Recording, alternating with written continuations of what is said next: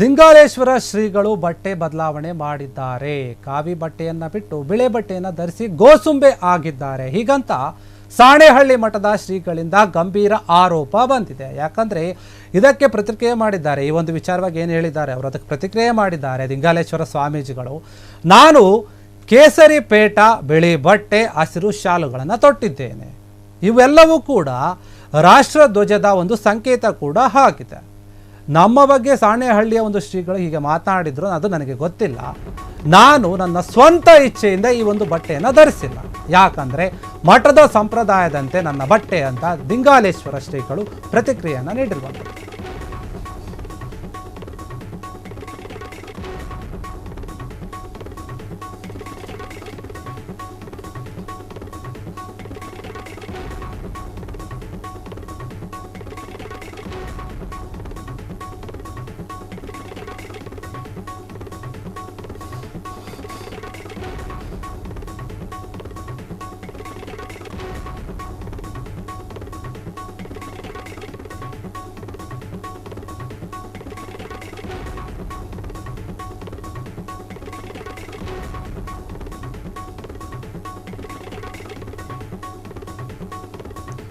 ನೋಡಿ, ಇಲ್ಲಿ ಸ್ವಾಮಿ ಬಗ್ಗೆ ಇನ್ನೊಬ್ಬ ಸ್ವಾಮಿಗಳು ಮಾತನಾಡ್ತಾ ಇರುವಂಥದ್ದು. ದಿಂಗಾಲೇಶ್ವರ ಶ್ರೀಗಳು ಬಟ್ಟೆಯನ್ನು ಬದಲಾಯಿಸಿದ್ದಾರೆ. ಕಾವಿ ಬಟ್ಟೆಯನ್ನು ಬಿಟ್ಟು ಬಿಳೆ ಬಟ್ಟೆಯನ್ನು ಧರಿಸಿ ಅವರು ಗೋಸುಂಬೆ ಆಗಿಬಿಟ್ಟಿದ್ದಾರೆ. ಗೋಸುಂಬೆ ರೀತಿ ಬಣ್ಣವನ್ನು ಬದಲಾಯಿಸ್ತಾ ಇದ್ದಾರೆ. ಹೀಗಂತ ಹೇಳಿ ಸಾಣೇಹಳ್ಳಿ ಮಠದ ಶ್ರೀಗಳಿಂದ ಗಂಭೀರ ಆರೋಪ ಬರ್ತಾ ಇದೆ.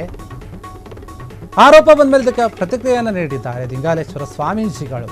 ಅವರು ಹೇಳ್ತಾರೆ, ನಾನು ಕೇಸರಿ ಪೇಟ ಮತ್ತು ಬಿಳಿ ಬಟ್ಟೆ ಹಸಿರು ಶಾಲನ್ನು ಹಾಕ್ತೀನಿ, ತೊಟ್ಕೊಂಡಿದ್ದೀನಿ. ಇವೆಲ್ಲವೂ ಕೂಡ ಈ ಮೂರು ಬಣ್ಣಗಳಿಂದ ಇದು ರಾಷ್ಟ್ರ ಧ್ವಜದ ಒಂದು ಸಂಕೇತ ಕೂಡ ಹೌದು. ನಮ್ಮ ಬಗ್ಗೆ ಸಾಣೇಹಳ್ಳಿಯ ಒಂದು ಶ್ರೀಗಳೇನಿದ್ದಾರೆ ಹೀಗೆ ಮಾತಾಡಿದ್ರು ಕೂಡ ನನಗೆ ಗೊತ್ತಿಲ್ಲ. ನಾನು ನನ್ನ ಸ್ವಂತ ಒಂದು ಇಚ್ಛೆಯಿಂದ ಏನು ಈ ಒಂದು ಬಟ್ಟೆಗಳನ್ನು ಧರಿಸಿಲ್ಲ. ಇದನ್ನು ಧರಿಸುವಂಥದ್ದು ನಮ್ಮ ಮಠದ ಸಂಪ್ರದಾಯ ಇದೆ. ಆ ಸಂಪ್ರದಾಯದಂತೆ ನಾನು ಬಟ್ಟೆಗಳನ್ನು ಧರಿಸಿದ್ದೀನಿ ಅಂತ ದಿಂಗಾಲೇಶ್ವರ ಶ್ರೀಗಳು ಸ್ಪಷ್ಟನೆಯನ್ನು ಕೊಟ್ಟಿರುವಂಥದ್ದು. ಸ್ವಾಮೀಜಿ ಯಾವ ಬಟ್ಟೆ ಧರಿಸ್ತಾರೆ, ಹೇಗಿರಬೇಕು, ಯಾವುದನ್ನು ಧರಿಸಬೇಕು, ಯಾವುದನ್ನು ಧರಿಸಬಾರದು ಅನ್ನೋದ್ರ ಬಗ್ಗೆ ಇಲ್ಲಿ ಮಾತುಕತೆ ಆಗಿರುವಂಥದ್ದು. ದಿಂಗಾಲೇಶ್ವರ ಶ್ರೀಗಳು ಏನು ಬಟ್ಟೆಯನ್ನು ಬದಲಾವಣೆ ಮಾಡಿದ್ದಾರೆ ಅದ್ರ ಬಗ್ಗೆ ಮಾತನಾಡಿದ್ದಾರೆ. ಅವರು ಕಾವಿ ಬಟ್ಟೆಯನ್ನು ಬಿಟ್ಟು ಬಂದು ಏನಿದು ಬಿಳಿ ಬಟ್ಟೆಯನ್ನು ಧರಿಸಿದ್ದಾರೆ. ಅವರು ಗೋಸುಂಬೆ ರೀತಿ ಆಗಿದ್ದಾರೆ, ಬಣ್ಣಗಳನ್ನು ಬದಲಾಯಿಸ್ತಾ ಇದ್ದಾರೆ. ಹೀಗಂತ ಸಾಣೇಹಳ್ಳಿ ಮಠದ ಶ್ರೀಗಳು ಗಂಭೀರ ಆರೋಪ ಮಾಡಿದರು.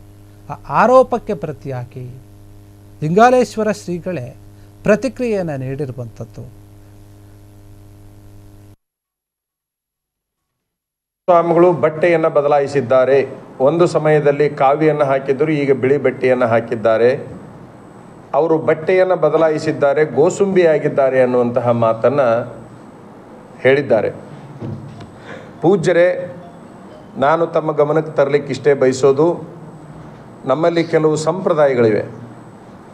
ಆ ಸಂಪ್ರದಾಯಗಳ ಪ್ರಕಾರ ನಾವು ನಡೆದುಕೊಳ್ಬೇಕಾಗಿರ್ತಕ್ಕಂಥದ್ದು ನಮ್ಮ ಧರ್ಮ, ನಮ್ಮ ಕರ್ತವ್ಯ.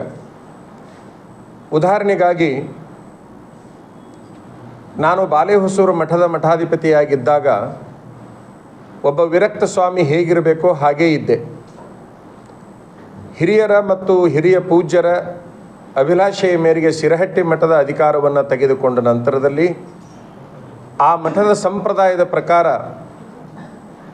ತಲೆಯ ಮೇಲೆ ಕೇಸರಿಯ ರುಮಾಲನ್ನು ಸುತ್ತಿದ್ದೇನೆ, ಮೈ ಮೇಲೆ ಬಿಳಿ ಬಟ್ಟೆಯನ್ನು ಹಾಕಿದ್ದೇನೆ ಮತ್ತು ಹಸಿರು ಶಾಲನ್ನು ಹೊತ್ತಿದ್ದೇನೆ. ಈ ನನ್ನ ಬಟ್ಟೆಯಲ್ಲಿ ಬದಲಾವಣೆಯನ್ನು ಕುರಿತು ತಾವು ಮಾತಾಡಿದ್ದೀರಿ. ಯಾವುದೋ ಒಬ್ಬ ಸಾಮಾನ್ಯ ಮನುಷ್ಯ ಇದರ ಬಗ್ಗೆ ಮಾತಾಡಿದರೆ ನಾನು ಇವತ್ತು ಈ ವಿಷಯವನ್ನು ಸುದ್ದಿಗೋಷ್ಠಿಯ ಲೆವೆಲಿನವರೆಗೆ ತರಬಾರ್ದಾಗಿತ್ತು. ಆದರೆ ಬಹಳ ಮಹತ್ವದ ಸ್ಥಾನದಲ್ಲಿ ಕುಳಿತಿರತಕ್ಕಂಥ ತಾವು ಈ ಪ್ರಶ್ನೆಯನ್ನು ಎತ್ತಿದ್ದಕ್ಕಾಗಿ ಅದಕ್ಕೆ ಉತ್ತರವನ್ನು ಕೊಡಲಿಕ್ಕೆ ಮಾಧ್ಯಮದವರ ಮುಂದೆ ಬಂದಿದ್ದೇನೆ. ಪೂಜ್ಯರೇ, ಕೇಸರಿ, ಬಿಳಿ, ಹಸಿರು ಇದು ರಾಷ್ಟ್ರಧ್ವಜದ ಸಂಕೇತ ಅನ್ನುವಂಥದ್ದನ್ನು ತಮ್ಮ ಗಮನಕ್ಕೆ ನಾನು ತರಲಿಕ್ಕೆ ಬಯಸ್ತೇನೆ. ತಮಗೂ ಗೊತ್ತಿದೆ. ಇನ್ನೂ ಒಂದು ಕಡೆಗೆ ಕಾವಿ ತ್ಯಾಗದ ಸಂಕೇತ, ಬಿಳಿ ಶಾಂತಿಯ ಸಂಕೇತ, ಹಸಿರು ಅಭಿವೃದ್ಧಿಯ ಸಂಕೇತ. ಇದನ್ನು ಕೂಡ ತಮ್ಮ ಗಮನಕ್ಕೆ ನಾನು ತರಲಿಕ್ಕೆ ಬಯಸ್ತೇನೆ. ಈ ಸಿದ್ಧಾಂತಗಳನ್ನು ಒಳಗೊಂಡಿರ್ತಕ್ಕಂತಹ ಈ 3 ಥರದ ಬಟ್ಟೆಗಳನ್ನು ಹಾಕುವುದು ಶಿರಹಟ್ಟಿ ಮಠದ ಸಂಪ್ರದಾಯವಾಗಿದೆ. ಅದು ಹಿಂದೂ ಮುಸ್ಲಿಂ ಸಂಪ್ರದಾಯದ ಮಠವಾಗಿದೆ ಅಂತಕ್ಕಂಥದ್ದು ತಮಗೆ ಗೊತ್ತಿದೆ. ಯಾರು ಒತ್ತಡಕ್ಕಾಗಿ ಈ ರೀತಿ ಬಟ್ಟೆ ಬದಲಾಯಿಸಿರ್ತಕ್ಕಂಥ ವಿಚಾರವಾಗಿ ತಾವು ಮಾತಾಡಿದ್ರಿ ಗೊತ್ತಾಗಲಿಲ್ಲ. ಪೂಜ್ಯರೇ, ನಾನು ತಮಗೆ ಹೇಳುವುದಿಷ್ಟೇ, ನಾನು ಬಟ್ಟೆಯನ್ನು ಬದಲಾಯಿಸಿದ್ದು ಆ ಸಂಪ್ರದಾಯವನ್ನು ತತ್ವ ಪರಂಪರೆಗಳನ್ನು ಮುಂದುವರಿಸಿಕೊಳ್ಳಿಕ್ಕೆ ಮಾತ್ರ ಹಾಕಿಕೊಂಡು. ಕ್ಷಣ ಕ್ಷಣದ ಸುದ್ದಿಗಳಿಗಾಗಿ ಫ್ರೀಡಂ ಟಿವಿ ಸಬ್ಸ್ಕ್ರೈಬ್ ಮಾಡಿ, ಲೈಕ್ ಮಾಡಿ ಹಾಗೂ ಫಾಲೋ ಮಾಡಿ. ಹೊಸ ಸುದ್ದಿಗಳ ನೋಟಿಫಿಕೇಶನ್ಗಾಗಿ ಬೆಲ್ ಐಕಾನ್ ಮೇಲೆ ಕ್ಲಿಕ್ ಮಾಡಿ.